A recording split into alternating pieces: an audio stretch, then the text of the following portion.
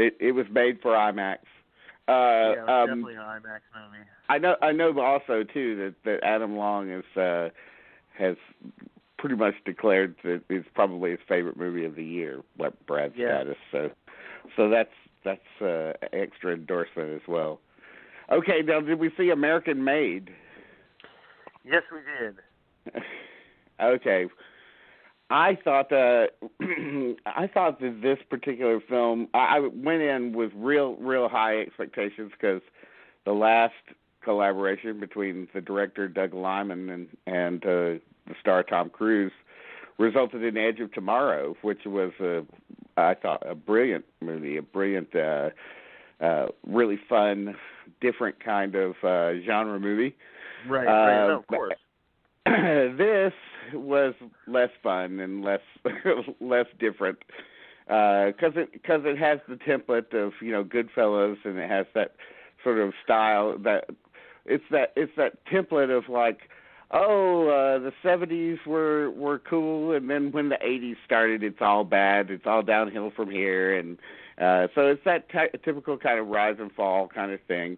Once you know that it's about Barry Shear, or what's his name? Barry, is that his name? Yeah, Barry Seal. Barry Seal, sorry, and his involvement with smuggling drugs from Colombia to Florida, the Florida coastline, or Louisiana, or wherever he goes, and then eventually his involvement with Iran-Contra, the running guns for the Contras and so forth, and all that stuff is really interesting, but first of all, it requires a lot of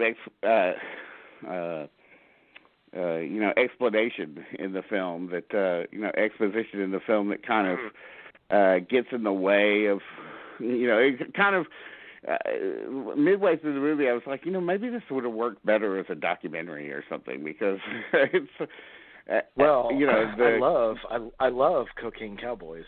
And a lot of that is about them smuggling all that shit along the Florida coastline by plane. Right.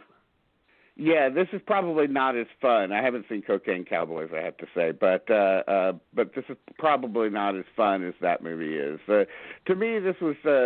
I was kind of annoyed by the movie from the very beginning because I didn't like the way that it was filmed. I thought that it was filmed It looks very haphazardly kind of filmed. It sometimes looks murky. From one shot will look kind of washed out, and the next shot won't, and so it's not a stylistic thing. There's something wrong there, but there's something about the photography of it and was blah to me, and just the story just felt kind of rote by rote, I also was hoping to see some sort of vulnerability in Tom Cruise, because it's been a long time since he displayed anything like that in his roles.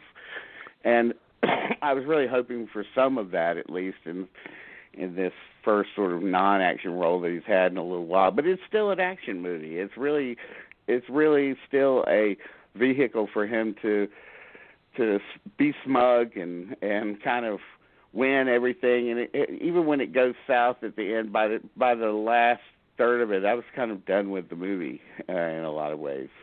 I was just not. I was not engaged by it at all, and I was disappointed. Definitely. But what did you think? I thought it was better than The Mummy. Better than The Mummy. Okay. Well, that would look good on the. That would look good on the. That would look good on the VHS cover. No, I thought, and so it's the bowel movement I had earlier. But, you walk out of a movie like this, and the first thing you think of is Scorsese light. That's the first thing you think. That's it. Like what you were saying. But it's like what you were saying. It's a good movie. How do I say it? It's a good movie for Tom Cruise. But it's just not. Yeah, I do feel. I agree. I know what you're saying. It's kind of like it reminded me. The first movie I thought it was actually Matthew McConaughey movie Gold that was earlier this year. And yeah. I just felt like I had been here. I don't get me wrong. Some of the stuff is very interesting. But you are right. There's a lot of exposition. in the movie. Lots of exposition, lots of explaining the whole thing and the whole. And I don't mind that. I didn't mind it as much as you. I mean, I think it's a fun movie. It's a great movie. No, I mean, it's obviously it's not as good as their previous collaboration. I didn't abjectly hate it, but no. but I definitely there was a point where I was like, okay, I'm done with this movie, and this was before it was over. So I was like, this is the point where I would probably, check out if I was watching it at home or something. But I'm struggling to find things that I really liked about it. I mean, but it's I'm not being successful. I mean, I'm thinking about like any time Domhnall Gleeson, who's in everything now, by the way, when he shows up as the CIA guy that kind of lures Cruise into this assignment, just from the casting of him, I thought, boy, he just looked skeevy. I wouldn't trust him, and plus I felt like there was something about his performance that just stops the movie cold every time he shows up. There's nothing sort of charming and kind of ingratiating about the character, and I don't know why they should have gotten somebody who was like a little bit more of a smooth talker, like somebody like a Jonah Hill or somebody like that would have been interesting in that role. That's a good point. Now, you actually bring up a really good. Now there is. I say Matthew McConaughey Gold, but there is a movie that is along that where you would put in a similar category that's a lot more fun. War Dogs.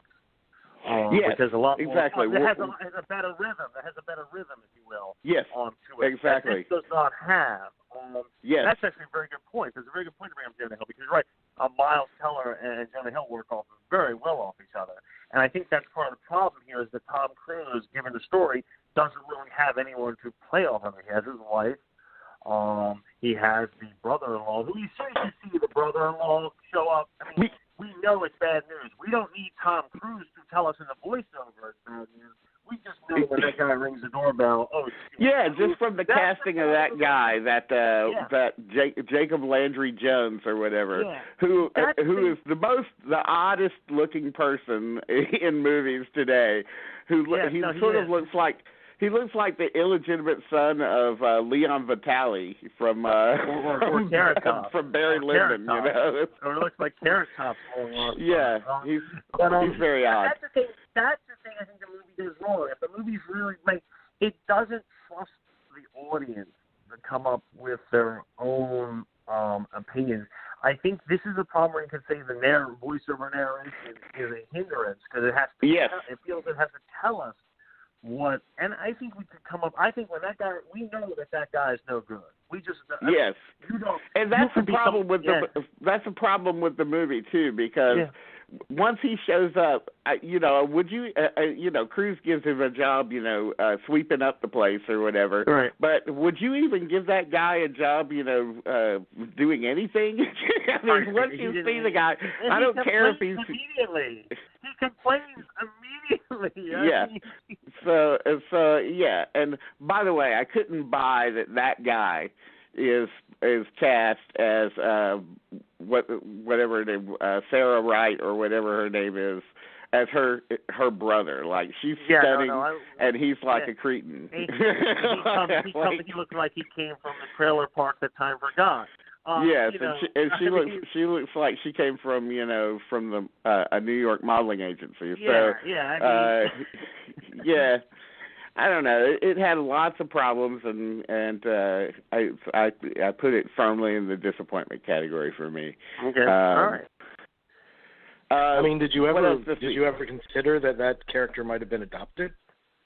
I mean, that could. I didn't actually, but maybe that's possible. That's a good point. I didn't. That's a really good point, Jamie. I didn't even think about that. Okay.